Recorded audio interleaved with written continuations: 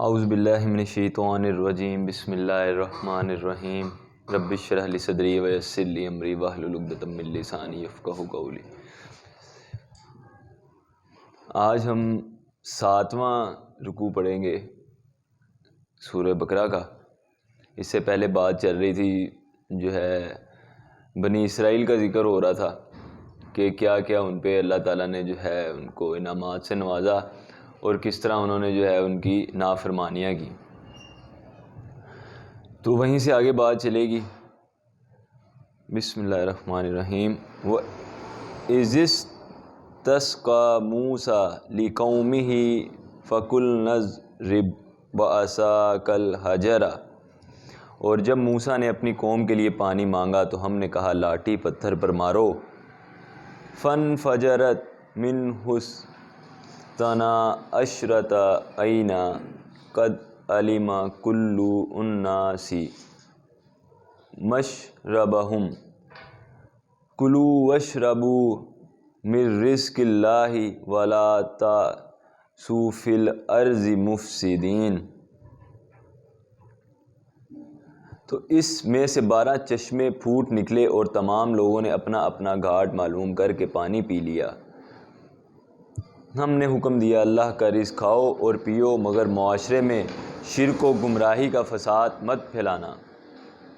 اب یہ بات ہو رہی ہے اس سے جب وہ ہجرت کر رہے تھے صحرا میں، حضرت موسیٰ اپنی قوم بنی اسرائیل کو لے کے تو وہاں پہ ہجرت کر رہے تھے، تو انہوں نے پانی مانگا کہ ہمیں پانی کی ضرورت ہے، تو پھر اللہ تعالیٰ نے حکم دیا کہ لاٹھی مارو ایک پتھر پہ، تو اس پہ جب پتھر پہ لاٹھی ماری تو 12 چشمے اس میں سے نکل پڑے، کیونکہ وہ 12 قبیلے تھے، ہر قبیلے کے لیے اپنا اپنا چشمہ نکل پڑا۔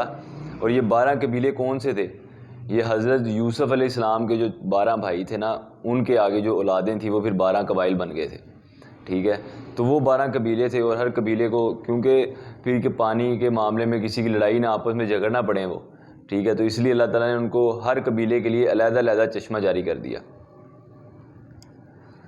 وَإِذْ قُلْتُمْ يَا مُوسَىٰ لَن نَّصْبِرَ عَلَىٰ طَعَامٍ وَاحِدٍ فَادْعُ لَنَا رَبَّكَ يُخْرِجْ لَنَا مِمَّا تُنبِتُ الْأَرْضُ مِن بَقْلِهَا وَقِثَّائِهَا وَفُومِهَا وَعَدَسِهَا وَبَصَلِهَا۔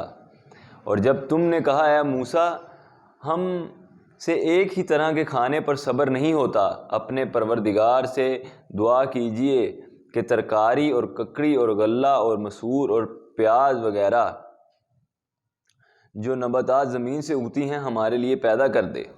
اب وہ منو سلوا کھا رہے تھے تو انہوں نے کہا اس سے نہیں ہمیں جو ہے نا بڑی دیر ہو گئی، ابھی کھاتے کھاتے ہمارا دل بھر گیا، اب نا کوئی چٹکھارے والی چیزیں ہونی چاہیے، پیاز ادرک وغیرہ انہوں نے اس چیز کی ڈیمانڈ کی کہ مسالے دار کوئی چٹکھاری چیز ہونی چاہیے۔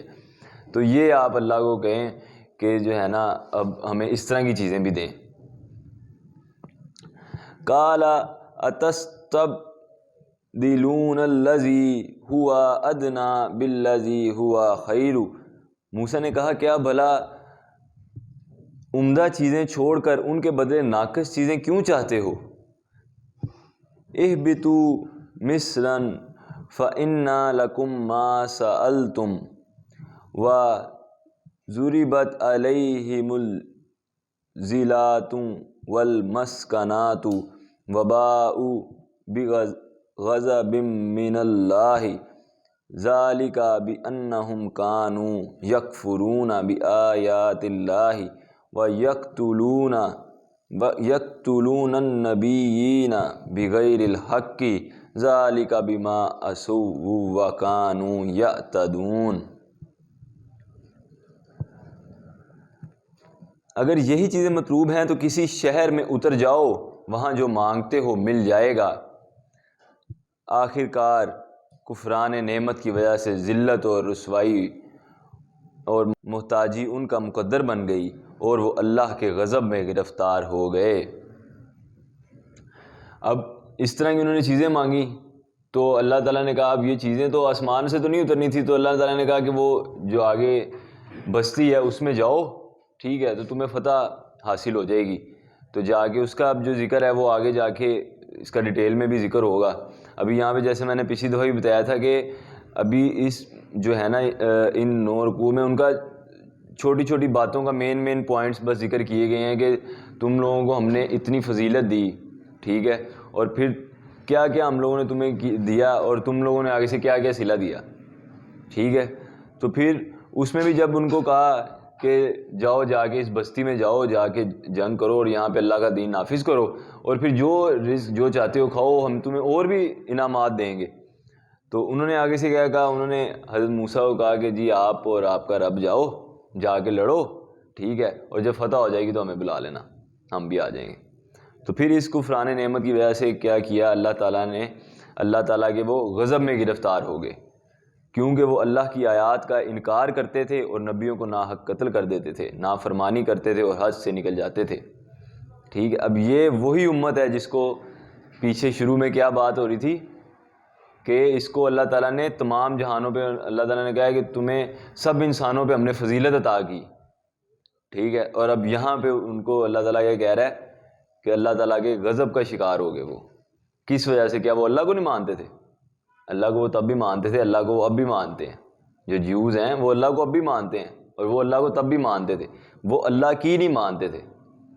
جس طرح آج کل ہم جو مسلمان ہیں وہ بھی اسی چیز پہ چل رہے ہیں کہ جو دین کا ہمیں دل میں آتا ہے, جتنا ہماری نفس اجازت دیتا ہے اتنی بات ہم مان لیتے ہیں, جو اس سے زیادہ تھوڑا سا مشکل چیز آ جاتی ہے اس کو ہم چھوڑ دیتے ہیں, ٹھیک ہے. تو وہ بھی یہی کر رہے تھے کہ جو چیزیں ان کو ٹھیک لگ رہی تھیں, جس پہ ان کو گزارا ہو رہا تھا وہ کر رہے تھے, پر جو تھوڑی سی مشکل چیز آتی تھی اس پہ پھر وہ کہتے تھے نہیں یہ چیز نہیں, یہ آپ جاؤ اور آپ کا اللہ جائے اور جائے کرو, پھر ہمیں بتا دینا, ٹھیک ہے. تو اسی وجہ سے یہ جو ہے نا ان کے جو 10 رکوع میں ان کی اسی چیزوں کا ذکر ہو رہا ہے کہ تمہیں اتنی فضیلت دی اور تم نے کیا آگے سے کیا, پھر تمہیں غضب کا شکار ہو گئے تم اللہ کے.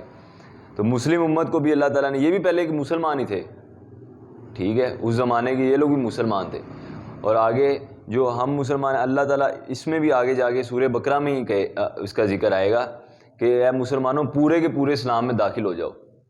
یہ تھوڑا بہت جو اسلام ہے یہ نہیں چاہیے اللہ کو, اس پہ چھوٹ نہیں ہے کہ اگر بندہ یہ سمجھ لے کہ بھائی بس تھوڑی بہت چیزیں کر کے تو میری چھوٹ ہو جائے گی, یہ چیز نہیں ہے. اب یہ بھی تو اس طرح کر رہے تھے نا, اللہ کو بھی مانتے تھے, ٹھیک ہے, نبی کو بھی مانتے تھے, اس کے نبی کے پیچھے بھی چل رہے تھے, پر ان کی نہیں مان رہے تھے.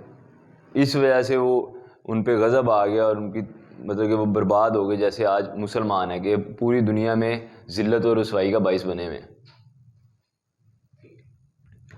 تو یہاں بھی ہمارا رکوع جو ہے وہ ختم ہوتا ہے. انشاءاللہ اللہ سے دعا ہے کہ اس کو سمجھنے کی اور اس پہ عمل کرنے کی توفیق عطا فرمائے. آمین یا رب العالمین.